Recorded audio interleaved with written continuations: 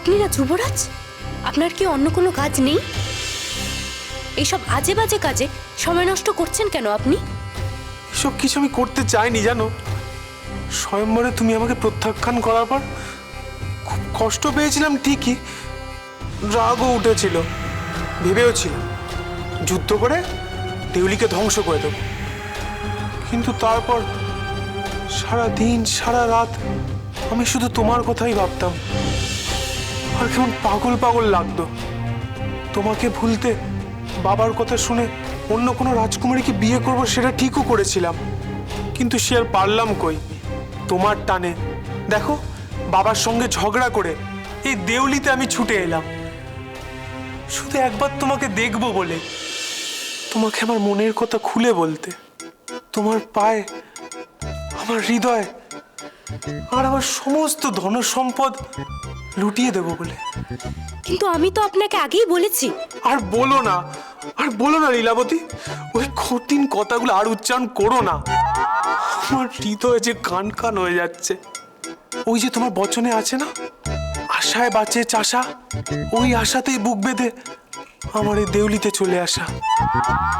জানি আমার কথা তুমি বিশ্বাস করবে না, কিন্তু তাও বলবো, আমি এখানে আসার সময় সত্যিই তোমাকে বনের ধারে পড়ে থাকতে দেখে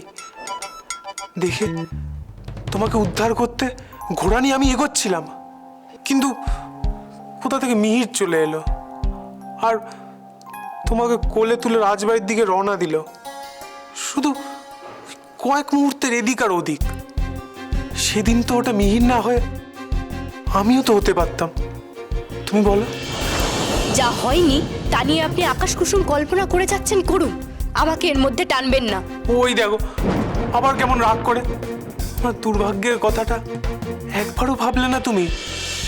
আবারও যে আমি মিহিরের কাছে হেরে গেলাম, তার জন্য দুঃখ হচ্ছে না তোমার আমার জন্য?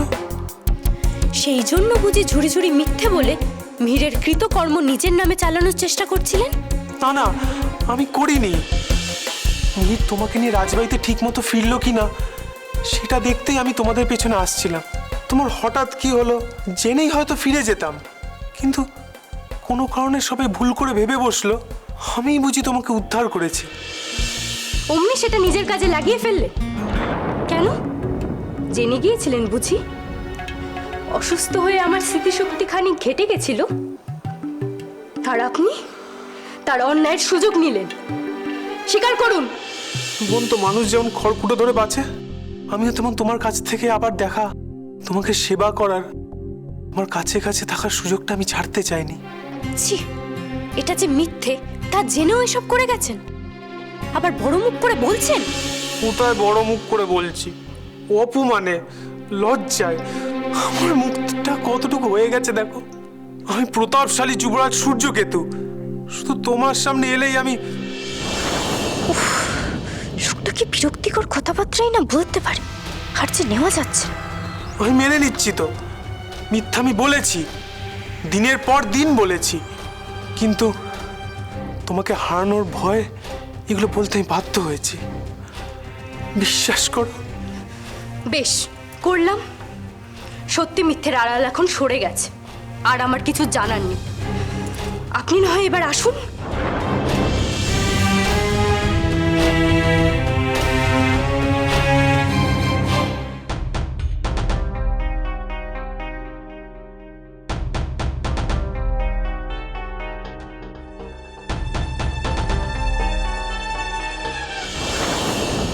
ভালোবাসায় মানুষ অন্ধ হয়ে যায়, আমারও ঠিক তাই হয়েছে। নিজের অন্যায়টা আমি নিজেই দেখতে পাইনি, তাই তো এত বড় শাস্তি পাচ্ছি। সমানে তুমি আমাকে তাড়াতে চাইছো, তাও দেখো ভালোবাসার দোহাই দিয়ে বিক্রির মতো তোমার পায়ে হত্যে দিয়ে পড়ে আছি। এইসব বলে আর আমাকে অস্বস্তিতে ফেলবেন না। তার চেয়ে বড় আপনাকে আমি স্পষ্টভাবে একটা কথা জানিয়ে দিচ্ছি, এসব ভালোবাসার কথাটা থাক, আর আমাকে বলবেন না। আমি আপনাকে ভালোবাসি না, আর কখনো ভালোবাসবও না।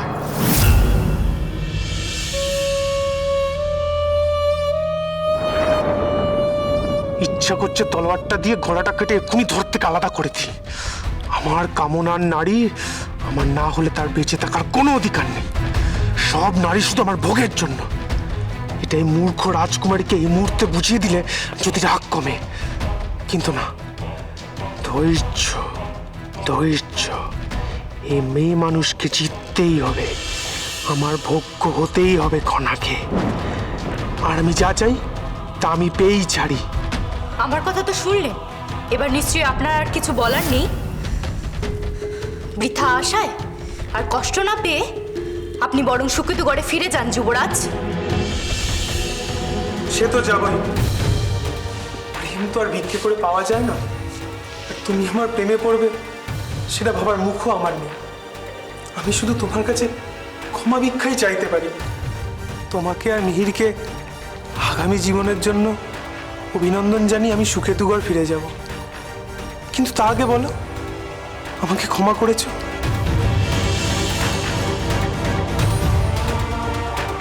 বলো না তুমি আমাকে ক্ষমা করেছো। না বললে কিন্তু আমি ছাড়বো না। বলো।